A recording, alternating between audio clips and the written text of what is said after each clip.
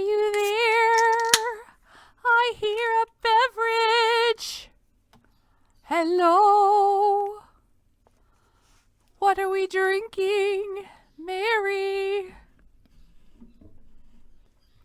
Oh, hey. I just noticed I don't have my headphones on or even connected. I'll be back. Okay. I hope you weren't there too long.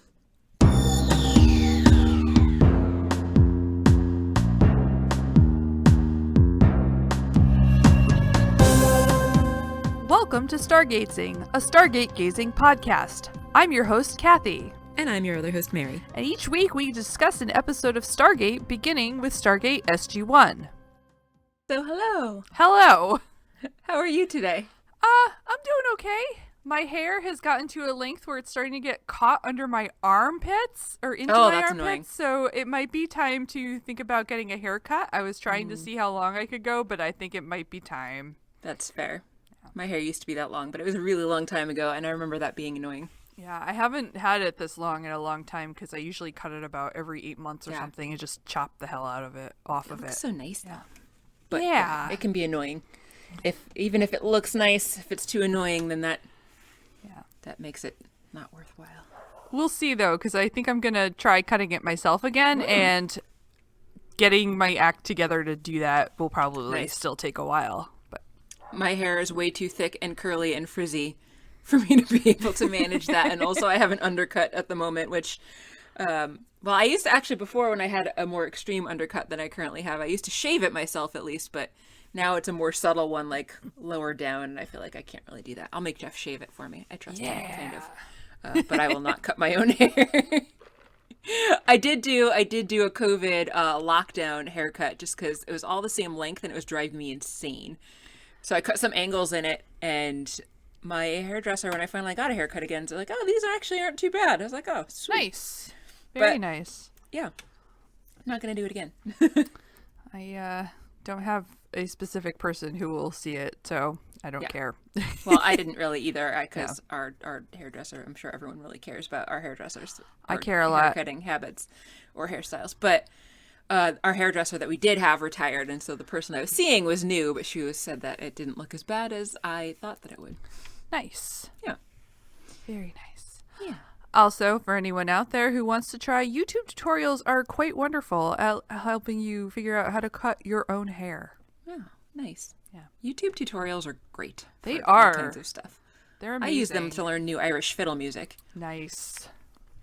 My brother and I learned how to change a toilet by watching YouTube videos. Oh, nice. Yeah. Jeff has learned various car repairs by watching YouTube videos. That's how I learned how to change my headlight, too. Yeah. Oh, yeah. Yeah. Nice. Nice, yeah. Fabulous. Love YouTube tutorials. Super fan. Yeah, they're great.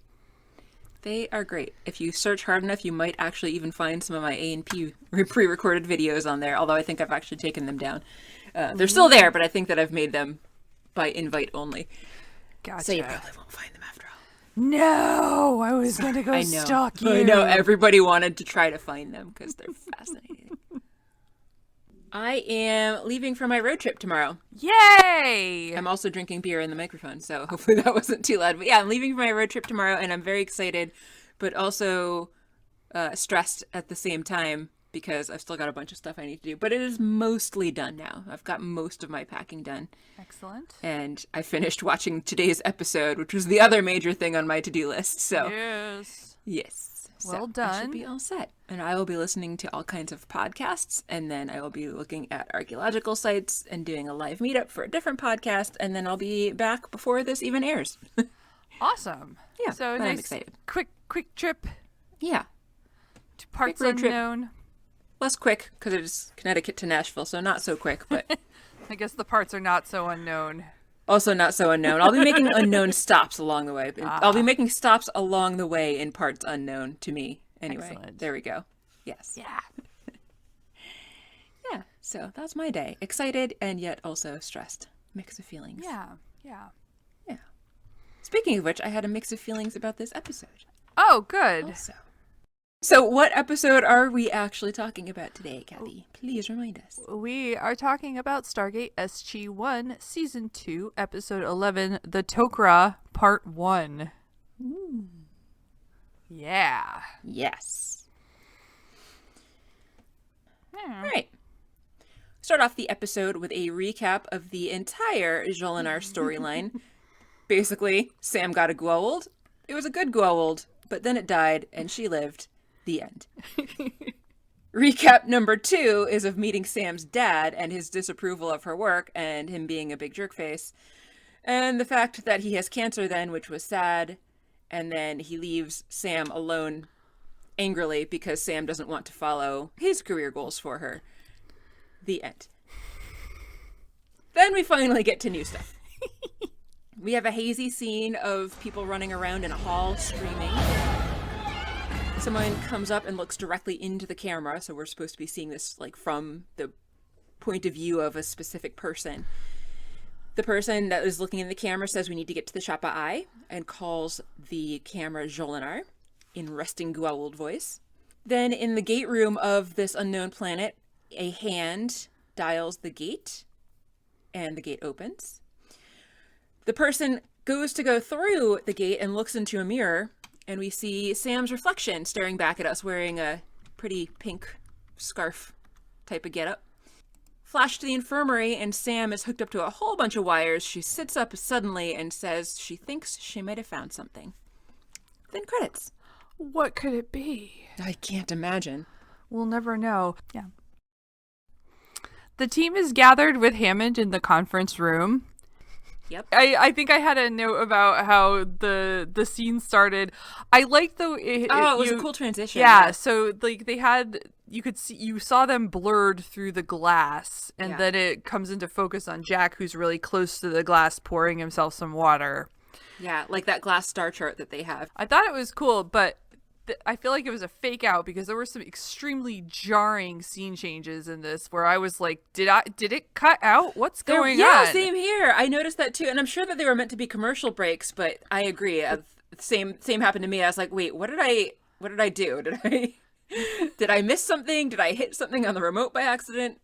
Yeah, it was weird. And I like to the point where I double checked. I pulled out my DVD and like double checked to make sure it wasn't like Netflix being weird. Yeah, and I rewound a couple times to make sure that I hadn't accidentally like missed something or fast forwarded or something. And nope, they were just weird, abrupt transitions. Yeah, but we start out real nice. This was kind of nice. Yeah. So they're discussing what Sam has seen in her dream.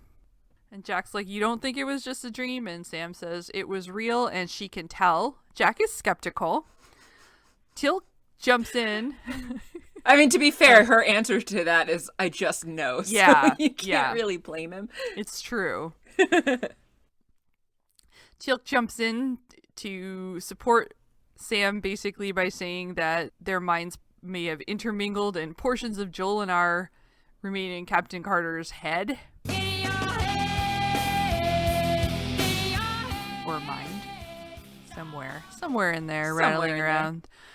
Sam further thinks the Tok'ra, based on what she saw, may be in trouble and on the run, and she thinks they should try to find them before they move, because she was able to see in her dream the coordinates that her disembodied arm dialed. Yes. At least that's how it looked. It did. Yeah. We see a hand, but not the body it's attached to in that scene. Yeah. Daniel's like, are you sure these are good guys? And she's like, yes. And Jack's like, still skeptical, just yes. Can you elaborate? But she's like, I know, but I just know. I'm sure. Yep. Yeah. Good argument. Teal'c pops out what will be the first of several fun facts about the Tok'ra. That Yep. that they are the resistance, and their goals are the destruction of the system lords and to change the ways of the empire. And they're despised and hunted by the Goa'uld. And Jack's like, my kind of guys. Sam really thinks they should check it out. Hammond literally asks Jack's consent for this mission. I thought that was so weird. Yeah. I don't know, but... Like, you're the one in charge. Why are you asking him for permission? Yeah. Or defer, like, even just deferring to him on the show. I mean, like, yeah, take his opinion and advisement, but he, like, full-on deferred to Jack to make the decision. And Jack finally relents, so Hammond gives the go-ahead for them to head off to Tok'ra land. I don't know what to call it, but... I don't either. I can't think of anything. Yeah. I don't, Tok'ra Cave. Tok'rave. Tok'ra. That just sounds like Tok'ra Grave. Tok'raville. Tok'raville. I like it. A little bit later, everyone's walking down the hall and heading to the gate room. Sam asks if she can catch up with them in a few minutes, and Jack says that's fine, as long as it's really just a few minutes. Sam goes off to some random corner that happens to have a phone in it and calls her dad, and we only hear her side of the conversation, but he's essentially asking her why she called. And Sam's like, "'Cause you told me you're dying? And I wanted to see if you're okay?" Which is a good reason to call somebody. Yeah. Hammond caught the end of the conversation where Sam's basically being blown off by her dad. Goes up to check in with Sam after she hangs up. And she tells Hammond that her dad says he's fine, but he wouldn't actually tell her even if she wasn't. So she's really not so convinced. And Sam also asks Hammond if he knew that her dad got an apartment in town, and apparently Hammond did know this, and said that Jacob wanted to be closer to his daughter, which is weird and guilt-trippy to be like, yeah, you should be closer to, he wants to be closer to his daughter who didn't actually even know he was in town. Yeah, and also, like, he's like, why are you calling me? Even though he wanted to be closer to his daughter. Right, yeah, that was it's also... so weird. That was also a problem. I have issues with fathers being jerks. Jacob kind of sucks. But I won't go into too much detail about that one. So Sam says that she feels really bad for leaving because for once she's leaving something behind, and Hammond offers to hold the entire SG-1 team back, but she says that no, she really needs to go on this one since she's the one that's got memories of Jolinar. She has to be a part of this mission to try to find the Tok'ra, and they need to go as soon as possible before the Tok'ra possibly move on to someplace else. And also she says anyway her dad doesn't really want her around, which is a weird conclusion to come to, seeing as we were just told that he moved there to be closer to Sam. But then, as we also said, he's kind of blowing her off and being dismissive of her, so weird and annoying dynamic there. Hammond says he's known her dad for a long time and that it's not true that he doesn't want her around. So Sam says that she's always known him to be this strong soldier that comes back from all these battles, and so she knows he would not want her to see him losing a battle in a hospital bed. Then she says she needs to go, so Hammond tells her that, you know what, you're more like your dad than you want to admit. And then we get the fun gate transmission to the next scene. Woo! On a different planet. Woo, yes. Indeed. Did I sound too bitter? No, you did not. It you brought really up didn't. some things for me. Yeah. So no, you did not sound too bitter. Yeah. Okay. They're on a planet. It's a desert. At least around the gate. I'm not going to call it a desert planet because we don't see much of it. And calling something a whole planet something by its one little area that you're looking at is silly. This has nothing to do with anything right now. No, but it's a really good point that we've talked about before, and I still I was still taking the presumptuous step of calling it a desert planet in my notes. But you're right, and we've talked about that. But anyway, they're in a desert. Teal'c observes that there are no tracks, and that indicates the Tok'ra have not been near the Stargate in many days, if they are in fact on this planet.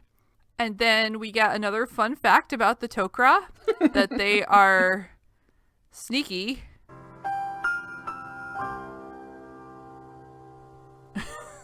Yes, quite. I noticed that Jack stopped at the Melp and yes, hit it or tapped on it and called it worthless. I didn't really understand what that was all about. Yeah, I don't know. It felt like a really fun little thing to put in to sort of make, the fact that they're at work sort of realistic, like this crappy piece of, I don't know, it just sort of added stupid printer, PC exactly. Exactly. What does that mean? I mean, if he had a baseball bat, he might be taking that Malp out. So very true. But it just felt like a very like relatable thing. Yeah, and I liked that. That's fair. Yeah. I thought it. I mean, I thought it was entertaining, but I also thought it was really random. It was. Sure was. They start walking away from the Stargate towards some dunes that Sam pointed out for reasons. Just as Teal'c is popping another fun fact saying they are stealthy and they mask their trails,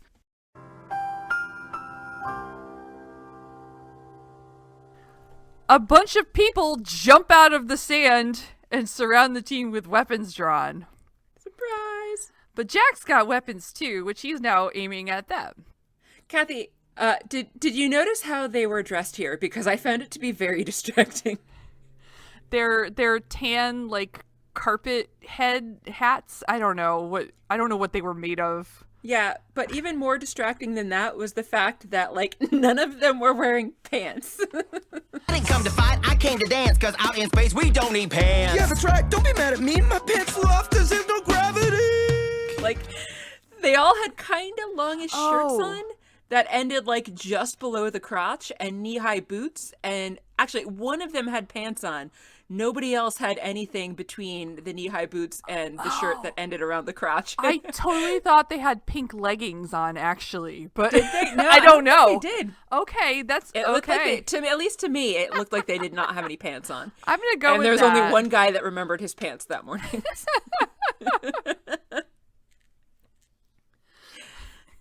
Good times. Maybe they did have leggings, but if they did, it sure didn't look like it. Anyway, Yeah. continue. Jack queries, good guys or bad guys? And a man that we were calling leader guy, whose name is Kordash, which is not mentioned in this episode, says that they don't mean any harm, but if SG-1's aggressive, they're gonna shoot him. Jack says same here. So they have a little standoff because the man's like, we have the advantage. And Jack's like, true. And then a different man with light blue eyes, whose name we will know is Martoof. And from this point forward, I am going to call him Martooth. And the reason for this might not be super apparent in this particular episode, but this man has the most gleaming white teeth of any person ever, and I have been calling him Martooth in my head for so many years. So we're going to continue it here. Yes, absolutely. I did actually notice how perfect his teeth looked. I did not think of the amazing portmanteau, but yeah, he's got amazing and also somewhat prominent teeth. I don't mean that like in like an insulting way, but like he's got a really nice smile, and like you can't help but noticing how nice his teeth are. Yeah, they're yeah. So he identifies Teal'c as a Jaffa, and Teal'c's like, I'm not serving Apophis anymore. And so they ask, who is he serving? And Teal'c says he is allied with the Tauri in battle against Apophis. And Daniel goes, yeah, and all other Gould. But Sam's like, Daniel, they are Gould. Whoops. Shh. But the man, leader guy, Kordash, okay, I'm just going to call him all the names. Yeah, that's fine. I probably will too. He tells them not to call them that. And then he gets all Gould voiced and his eyes flash shouting, we are not Gould. Do we need to change it to like resting hagfish voice? Ooh, resting hagfish voice. Yeah. Because like if these guys don't want to be called Goa'uld, but they have the same voice as the actual Goa'uld, but they That's both have true. a hagfish in common. Oh man. Yeah, that could be it. All right. Resting hagfish There we voice. go. We want to be PC with the Tok'ra. Yes. We want to be PC with these people that we have just discovered who we don't know for sure are the Tok'ra yet. They've asked not to be called that, and I'm okay with not calling somebody something they've asked me not to call them. Exactly. Yeah. Yes, there we go. Perfect. We go back to Hammond's office. The phone rings. It's only his gray phone, though, so it turns out that it is Jacob. We don't really hear what Jacob is saying, but Hammond says into the phone, sounds bad. I'll be right there. that's that scene. Yep. Back out to the desert.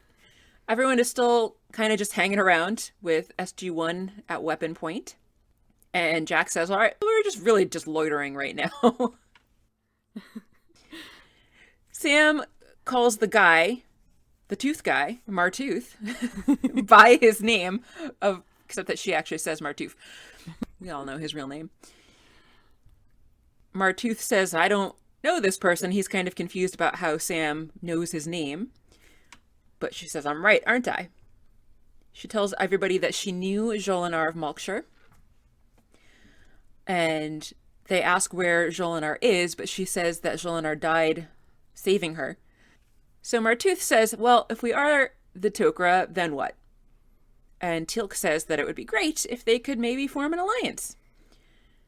Sam tells everybody that she learned a lot from Jolinar, and that she has learned enough to know that they could have a really good friendship if the Tok'ra would open their minds to that idea. Martooth says he believes her, and says that maybe everybody should listen to SG-1. So the Tok'ra agree to maybe at least consider the idea, and decide to take them to their leader, as long as they promise to leave their weapons behind. Jack, of course, wants none of that, but Sam assures him that it's fine, everything will be okay, even if they hand over their weapons. Daniel and Teal'c agree that it's worth giving it a try. So Jack reluctantly agrees. They hand over all their weapons and their vests. And then Martooth asks them all to get closer, and Jack's like, why? Sam assures him again that it's fine. Jack's like, is it? But then we get some rings coming up. And then they all disappear in the rings. Woo! I'm gonna stop wooing after everything. I like it. Woo all you want. Woo! Whoa. I was drinking at the time. Oh. Almost choked on my beer. Sorry. My beer that's already almost empty, even though I only just opened it. Wah, wah. We heard it crack. Well, I heard it crack. I was the only one. Oh, here did at the you? time. Yeah, okay. I heard it crack. I'm waiting for Kathy. I'll open this beer. When I still didn't have my headphones on and still didn't know you were there. Yeah. Yes. SG-1 is being led through some caves that look quite similar to the ones in Sam's dream, which she remarks on. Teal'c talks about the Tok'ra. He basically says that there's a legend that they go deep underground on whatever planet they're hiding in, and they grow their tunnels. And Sam thinks theoretically they could grow crystal material. There we go. Yep. Teal'c said Apophis never found these tunnels, and when the Tok'ra leave, it said they are destroyed. Jack asks Sam what's up with Martooth, and she's like, I'm not sure. She thinks she knows everyone here, but she has a very particularly strong bond with Martooth. But then they've stopped at this point while they're having their little aside, and Martooth comes over and gestures for them to keep moving. But nicely. That was not nice the way I said it, but he was like... I know I've already called him Martooth several times, but it strikes me differently hearing someone else say it. That's just so much funnier than when I say it myself.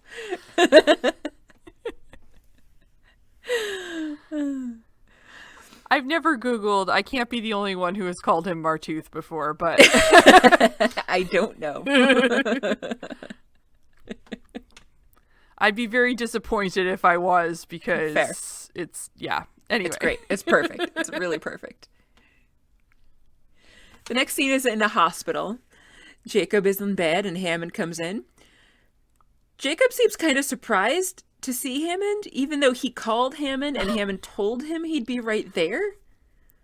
So I feel like what is going on in this hospital that, like, nobody can remember a conversation that they had more than 5 minutes ago? Because it's like when Daniel kept going into people's room and was surprised that there was somebody in there. Oh, hey. And now Jacob called Hammond and is surprised that Hammond came in, even though Hammond said he'd be there.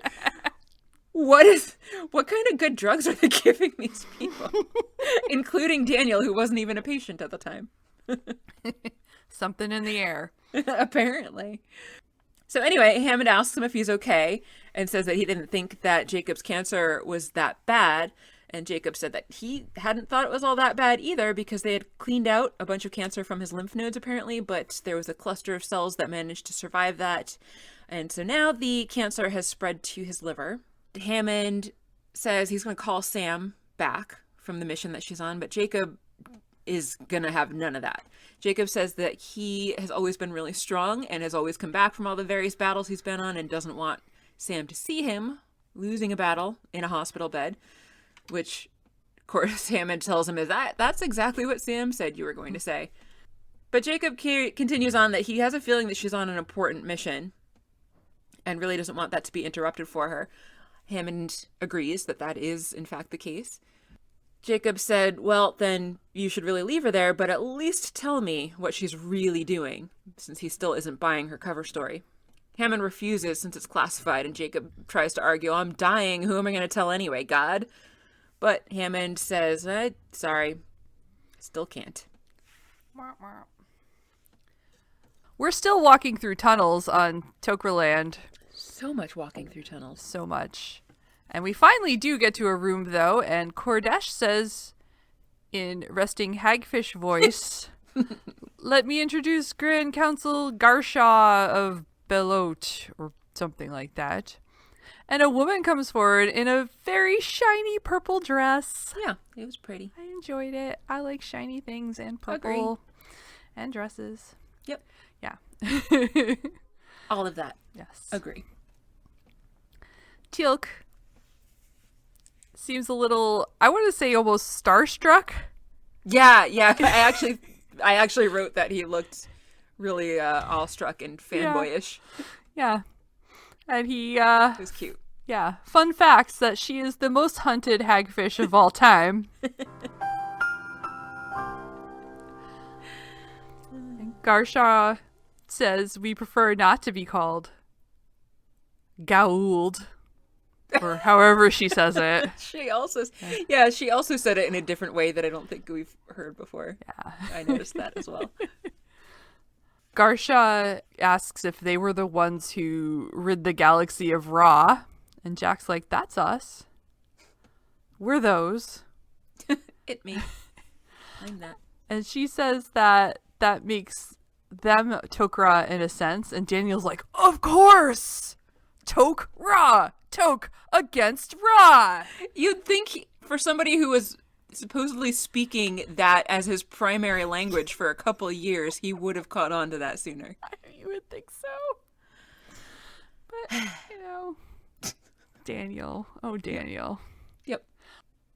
I felt like he thought maybe he wasn't getting enough attention, so he needed to pop that in there. Yeah, that's very possible. Probable even. So mean to Daniel. He kind of deserves it, though. It's true. I really did like him way better in the movie than in the show. No, I don't think I dislike him. He's just weird. I don't know. I don't dislike him. I just don't really like him either. Yeah. So Jack's like, I still don't know what to call her. And she says, we are Tok'ra. And Jack's like, finally. They admit that they're the Tok'ra, I guess, finally. And she, oh my God, Garshaw, that's her name. Garshaw asks how they could have been sent by Jolinar. Sam's like, that's a long story. So she starts to tell the story of how Jolinar landed in Sam. Martooth seems very interested and kind of walks over maybe to hear better or something. Mm-hmm. And he says, did you say the host was killed? And Sam says, yes, I'm sorry. Martooth says, but Jolinar lived. And Sam said, inside me for a while. And then, yeah, that's the end of that scene. Like, abruptly, like... Yeah. Yeah. Also, he seemed really surprised by that, even though Sam had already told them before that Jolinar had died. So yeah. I don't know why he didn't really react the first time, but now he reacts this time. Yeah, I don't know what that was about. Yeah. Back in the hospital, I was actually...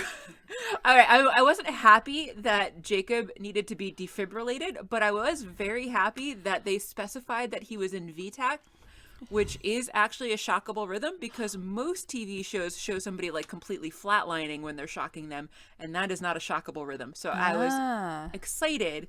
Good job, guys.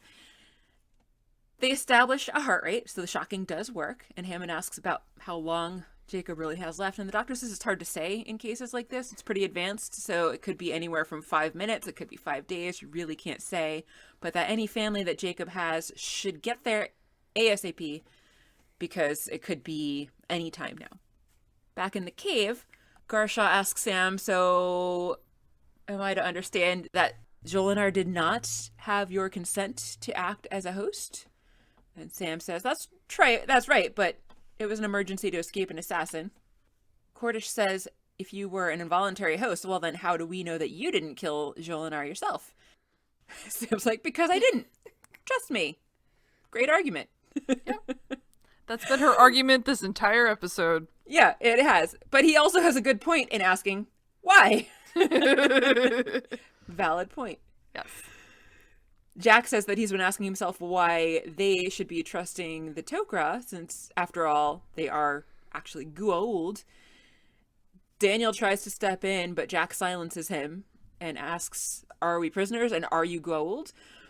Garshawn's eyes flash, and her Tok'ra voice comes back out, and she's basically like, no and no. He asks, why do you talk like that? What's with the glowing eyes? Is it the reptile living around in your heads? Even though we've seen no indication thus far that they are reptiles, but they're aliens, so I won't argue that point too much. Anyway. Garshaw says we do have symbiotes, yes. And Jack's like, all right, well, then that point made. I'm right. Daniel says, well, you can see why we think of you as a threat, because you guys take humans as hosts. And pretty much all of the Tok'ra chime into the conversation at this point to say that they're not taken as hosts. Humans aren't taken as hosts, but they volunteer as hosts to the Tok'ra, and that it is a truly symbiotic relationship, and that's a big difference between the Tok'ra and the Goa'uld. SG-1 is really confused why anyone would actually agree to become a host. Garshawn puts her head down for a second, closes her eyes, and then when she lifts her head back up, her demeanor and her voice are completely changed. And she, instead of being kind of courteous but serious, is suddenly really friendly and smiley. And says, perhaps I can help. I'm Yosef. And she says that she's Garshawn's host. And that as the host, she is free to speak without restraint or censor, unlike the hosts of a Goa'uld. And that she is able to answer any questions that they have freely about why somebody would agree to take a host, or to take a symbiote on. So Daniel asks, yeah, why would you volunteer for that? And she says that as a result of the blending, she gains all of the knowledge of her host and also gets twice the lifespan. And all she needs to do in return is share her body. So Jack is sounding really bitter at this and says, well, it sounds like you've got a really Faustian deal here, selling your soul for immortality. Which, I'm uncultured, so I didn't know what Faustian means. I think it's basically that you sell your soul to the devil. Fair. I could Google it. Faustian bargain, right? Is that? I don't know. Fair enough. This random website that I haven't even clicked on, Britannica, says, Faustian bargain, a pact whereby a person trades something of supreme moral or spiritual importance, such as personal values or the soul, for some worldly or material benefit, such as knowledge, power, or riches. Yeah. It looks like the Faust was a character of a legend. Gotcha. Yeah. Interesting. Yeah. In what story? Faust is the protagonist of a classic German legend based on the historical Johann Georg Faust. Okay, so person and legend. Let me make sure this is the right thing I'm reading. Yeah. Yes. The erudite Faust is highly successful, yet dissatisfied with his life, which leads him to make a pact with the devil at a crossroads, exchanging his soul for unlimited knowledge and worldly pleasures. So, yeah. Thank you, Wikipedia. Yay. Interesting. Thanks. Yeah. No problem. I meant to look up more of that myself and then forgot. / finished the episode 2 minutes before we started recording. Yeah. Yosef assures Jack that what he understands as a soul still remains intact when people take on a host. And Daniel says basically what she's already been trying to tell them, that this is what makes the Tok'ra different from the Goa'uld, the fact that it's completely voluntary. And Teal'c says that it's also what has thwarted their efforts against the Goa'uld. Yosef says, he is right. Come with me. This chair is creaky and the microphone picks it up, but it's also comfy and I like it. Life is hard. Life is hard. I might have to change it out, though. Then my office might not be haunted anymore.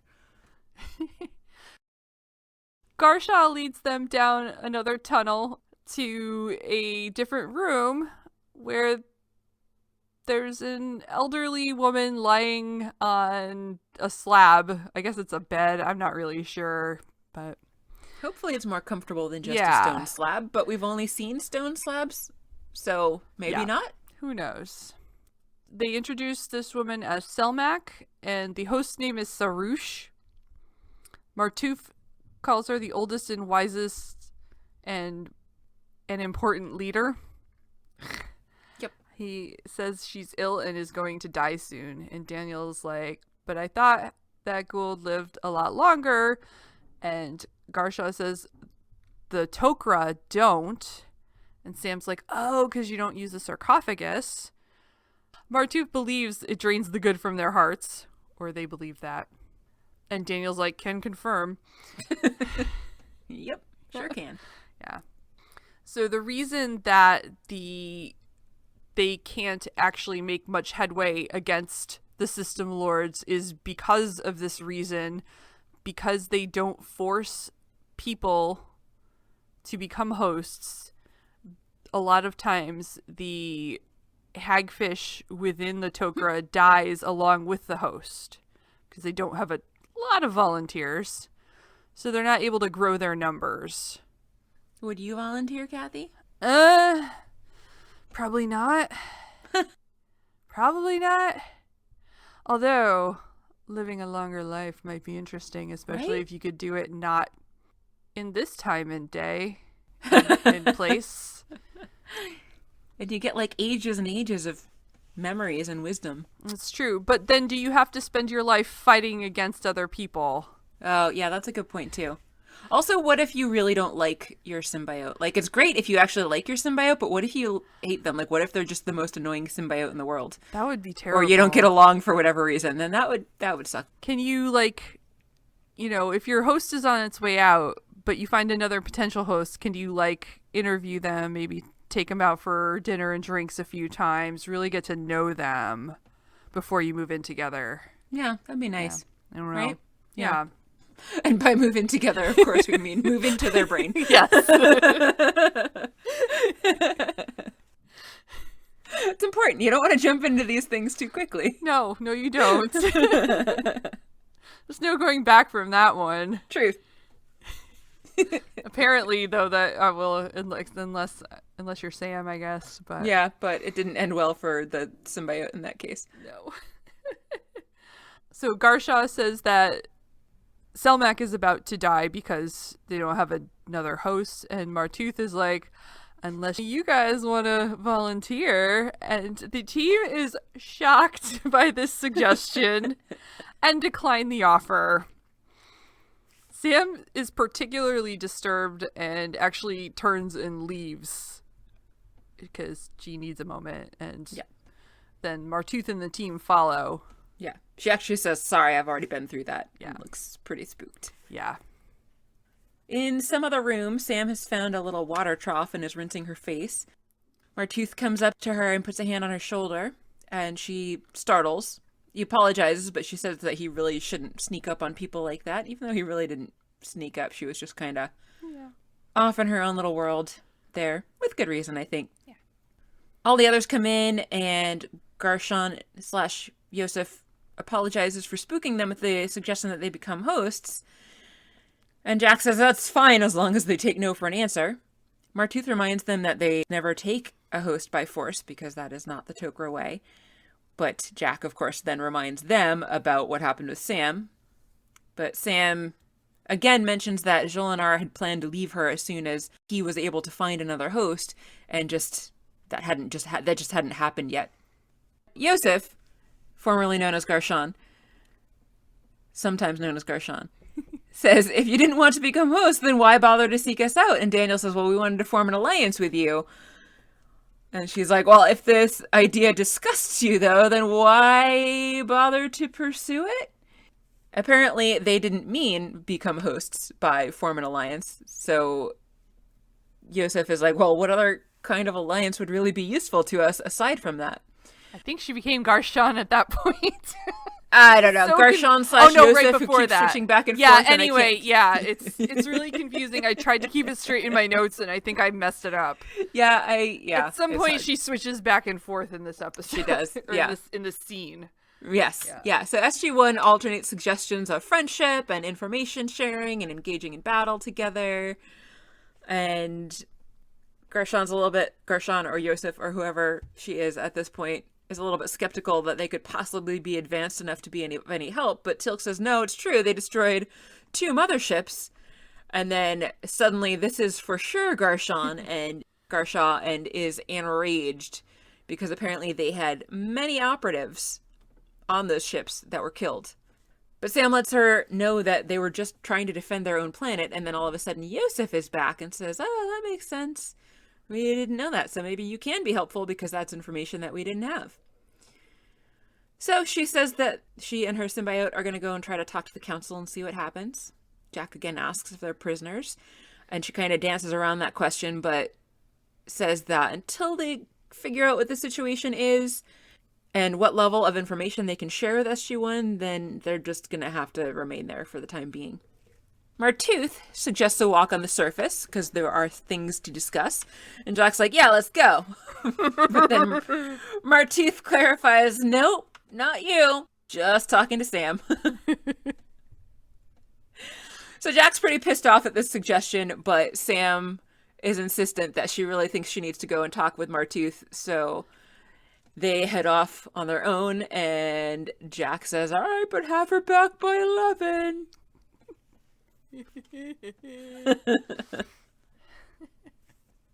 Martooth and Sam are outside now near the Stargate, and he asks Sam to talk about Jolinar, and Sam says, well, you knew him better, and Martooth says, yes, actually, though he was a she, and then further clarifies the symbiote doesn't actually have a gender, but Jolinar has always been in female hosts.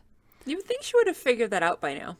I would have thought, but Sam says that the host before her was male, and Martooth figures this was another way to try to hide from the assassin and asks about Jolinar's last days. Sam says she's really only left with impressions and feelings, and that Jolinar sacrificed herself to save Sam, which speaks a ton about her character as far as Sam is concerned. Martooth then puts his head down and then back up, and his eyes flash, and he is in Hagfish voice. The Hagfish says Martooth is having a difficult time handling this. Sam identifies him as Lantash. He confirms that. Yeah. Yeah. And Sam says that she feels differently with him than the other Tok'ra, like their relationship was different. And Lantash confirms that he and Jolinar were together for nearly 100 years. That's a long time to be with one person. It's a long time. So long. So long. Yeah. Sam wants to know how that works. She was whose mate, and Lantash says both. Martooth then comes back to try to explain again that their relationship between the host and the hagfish is truly symbiotic in the Tok'ra. So what Martoosh that is neither his real nor his fake name. Martash, there we go. That's the two of them. Martash. Perfect. Because he needs more names. Yeah. He explains that what Martooth feels, Lantash feels, and what Lantash feels, Martooth feels. So they both feel it when one of them is in love. and they love and mourn as one. Sam asks, a really long scene. I know, they're all, and there's so much talking. I was about to say, it's really long and really talky. Yeah. There's a lot of talking in this, yeah. Sam asks what Jolinar's host, Rosha, was like, and Martooth says, very beautiful, and describes her, and then says Rosha looked like Carter, and calls Sam beautiful. Aww. Everyone loves Carter. Yes, it is true. But then he ruins the whole mood by saying she'd make a lovely host for Selmak. Yep, good job, buddy. Yep. Read the room, man. Yep. He immediately realizes that this was a mistake and apologizes. And Sam says, it's been hard enough living with Jolinar Bits. She doesn't need another person in her. That sounds so gross. I know. Yep. So she sits down in the sand, and Martooth goes and sits down beside her. Still, kind of like, sorry, didn't mean to. And it was an inappropriate suggestion, but it did come from an honest desire to have Jolinar back in his life in some form. And Sam's like, this must be what it's like to be schizophrenic. And except it's not. Yeah. A lot of people confuse multiple personality disorder with schizophrenia, but they do have... Schizophrenia has very different symptoms. Yeah. But although Sam makes that too, because she says it's a mental illness, like a split personality. Yeah. Two people in one brain. There's me, and then leftover parts of Jolinar. I mean, like, that might be how you feel, Sam, but nope. Right. Still no. She says Jolinar's got some pretty deep feelings for Martooth. And Martooth seems pretty pleased, I think, a little bit that left an imprint. Jesus, how many times did I say the word feel? That's all they're talking about in this scene is their feelings. So I think Sam's just trying to wrap her head around, the fact that they were in a relationship for 100 years and she has these feelings that aren't her own. It's confusing for her. Martooth then suggests maybe we should try communicating in a different way, which is apparently holding hands. Yep. So he takes her hand, and they're just sitting there holding hands for a second, and then Daniel comes up, and some other Tok'ra, and Dam's like, Sam!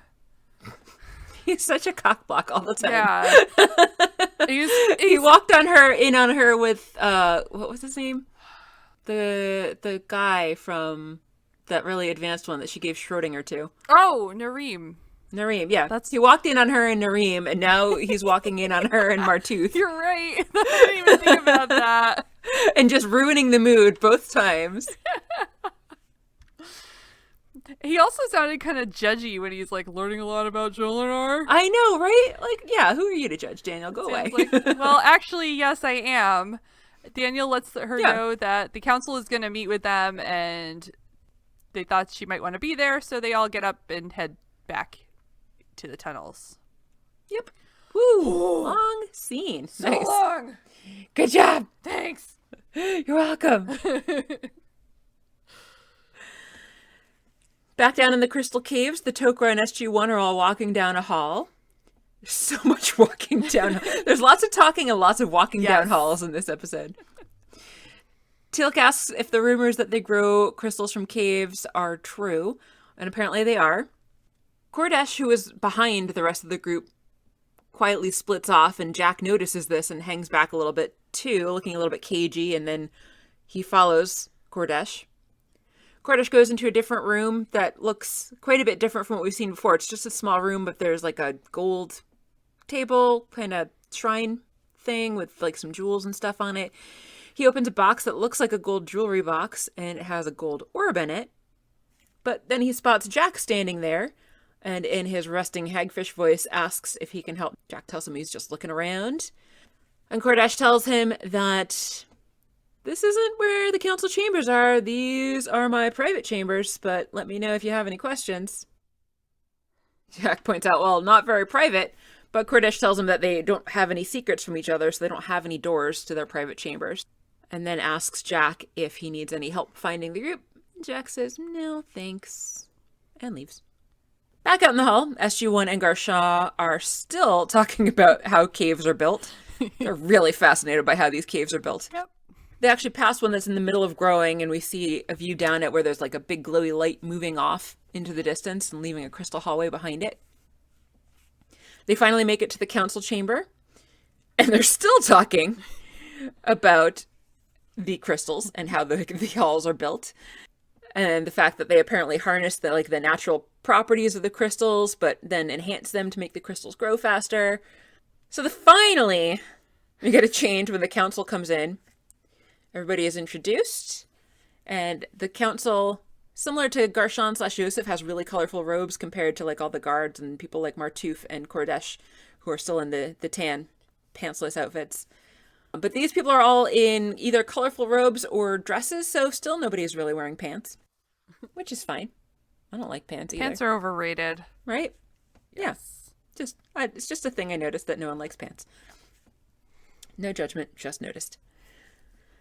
Daniel says that they're there representing Earth, and Teal'c tells them that it's an honor to meet them. The council argues that SG-1 really needs to understand their position and that they're the most hunted and hated in the galaxy as far as the Goa'uld are concerned. And Jack's like, yeah, well, you haven't been making friends with them either. Teal'c promises that the Tauri would never give away their secrets and they can be trusted, but the council says that even though it might not be intentional, somehow the Tauri might accidentally lead them there, or maybe the Tauri will be captured and tortured into telling their whereabouts. They really can't afford to take that risk unless there's something really worthwhile for them in the exchange. And so they ask what the Tauri have to offer. And SG-1 is still hung up on things like friendship and technology, and the Tok'ra are not interested, especially because technology is really not going to be any use to them since they need to try to blend in with the Goa'uld as much as possible since they are infiltrators, as they call themselves. And so if they had some random technology from some other planet that the Goa'uld don't have, then they'd really make themselves stand out and raise the suspicion of the Goa'uld.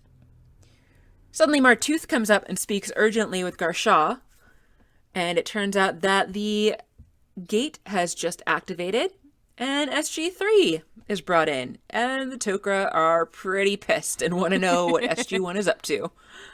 What are they up to? We'll never know. The council move off to the side and kind of converse among themselves. Jack goes up to Mayfees, who's the leader of SG-3. Makepeace. Makepeace? Yeah. His name is Makepeace? Colonel Makepeace, yeah. Jeez, that's weird. Okay. Makepeace. Is it weird because he's a colonel in the military? No, I was going to say he should be leading SG-9, which is their... Oh, right. They're like... diplomatic. Thank you. Team, Diplomat was the word that I was looking for. SG-9, who's like their diplomats. So Jack talks to Makepeace, who's the leader of SG-3, and asks, what are you doing here? But apparently Hammond sent them through to extract Sam. Sam's a little confused and wants to know why, but Makepeace says, well, your dad's in the hospital and things aren't looking so good. There are significant looks exchanged all around. And then Jack steps forward and tells the Tok'ra that they really need to let Sam go home. But the council says that in their little off-to-the-side conversation, apparently they've decided that an alliance really isn't going to be any benefit to them. So for the time being, SG-1 and apparently now also SG-3 need to remain with the Tok'ra as quote-unquote guests until the Tok'ra decide to move on to another planet. And then they will no longer know where the Tok'ra are at that point. Jack's like, what? So the Tok'ra argue that their security is at risk if people on Earth know where they are. Daniel tries to argue to their compassion, saying that at least Sam needs to be allowed to go since her father is dying. Cordesh points out that she's actually the highest risk of all since she actually has the memories of a member of the Tok'ra. Teal'c tries to argue that SG-1 and SG-3 aren't the only ones that know about this planet, but that everyone back in the SGC knows where they are currently. But apparently the Tok'ra are hoping that if they keep SG-1 and SG-3, that the SGC will just assume that the Tok'ra are actually Goa'uld and killed them, and then we'll just not bother to follow up? Maybe? They don't know SGC very well here. Right. Yeah, that's for sure not how things work at the SGC, but the Tok'ra don't know that. So Jack says, this sucks. And Gershaw tells him, sorry, not sorry. Eggs on to the council. And then more significant looks are shared between all members of SG-1 and I think SG-3 and all the Earth people. And that's it. Yes. That's the episode. That is. Quite an episode. A very talky episode and a very hall-walkie episode. Walkie-talkie, that's all that episode was.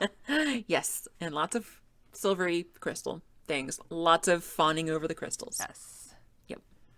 Yeah. Yeah. Kathy. Yes, Mary. Did you like the episode? This is another episode where we don't have a conclusion yet, so I'm a little hesitant to say either way for sure. It wasn't super likable as a standalone, mostly because it was literally just a bunch of walking and talking. It's what am I trying to say? So in the sense that not a lot of action happened, it was a little boring, but we learned valuable things about the Tok'ra, and they found the Tok'ra, which is a thing they had been, maybe hoping to find. So depending on how it concludes, this may be useful for them in the future, both of this, within the world of this show and also the show itself. Yeah. Yeah. Yeah, it's really important. Yeah. Yeah. So I'm going to say I don't know, because to be continued, just like this Fair. episode. Very fair. How about you? As I said before, I had mixed feelings about it. I did find it to be an interesting episode, and I did like it for the most part. But some of the Sam and her dad stuff just, again, I'm not going to go into detail, but some of the Sam and her dad stuff just hit a little too close to home for me and kind of made me sad. And then the stuff between Martooth and Sam, like that whole big long conversation outside. I mean, I guess it was important, but for me, it just was a little too sappy, too much talking about feelings, not enough explosions for my taste. So I got bored. Fair. Actually, this whole episode didn't have enough explosions, but overall, I did like the episode and found it interesting, even though at some points I was annoyed / bored. That is my conclusion for part 1. Great. Yeah. I want to know what's coming up next. I bet I cannot possibly guess. We will be watching Stargate SG-1 Season 2, Episode 12, The Tok'ra Part 2. Oh, no way. Yeah. Wow. Who'd have thought? Shocking. Netflix has this to say about it. The Tok'ra turned down SG-1's request for an alliance against the Gold because no Earthling will be a host for Selmak, a Tok'ra whose host is dying. Which, again, seems like something we kind of already know. Yes. The booklet says the Tok'ra are desperate for hosts to house their spirits so they can continue fighting the Gold. Weird choice of words. Yes. Well, that's it for us today. As always, thanks for listening, and make sure that you subscribe to us on your podcatcher of choice so that you'll get all of our episodes as soon as they are released every Monday. You can also find us on YouTube. Reviews and likes are greatly appreciated since they help others to find the podcast, and word of mouth is appreciated too. So if you like the show, tell your friends. If you'd like to get in touch with us, you can email us at stargatezing@gmail.com. You can find us on Twitter, Instagram, and Facebook as well. If you're feeling generous, you can sign up to be one of our patrons at patreon.com/stargatezing. You'll get advanced access to episodes, which is usually on Saturdays or Sundays. And in addition, we are, for patrons only, going to be releasing a shortened version of the podcast once a month, where we're going to be reviewing Stargate Origins, which is the mini-series that was created a couple years back. And of course, you can check out our website at stargatezing.space, where you can send us a message or you can leave us a voicemail. And we recently, a couple weeks ago, as of the time that this is released, got our first voicemail message left through the website, and Kathy and I were both delighted. So, not mentioning any names, you know who you are. Thank you for your message, and we hope others will follow suit. I'm Mary. I'm Kathy. And you've been listening to Stargatezing. The end. The end.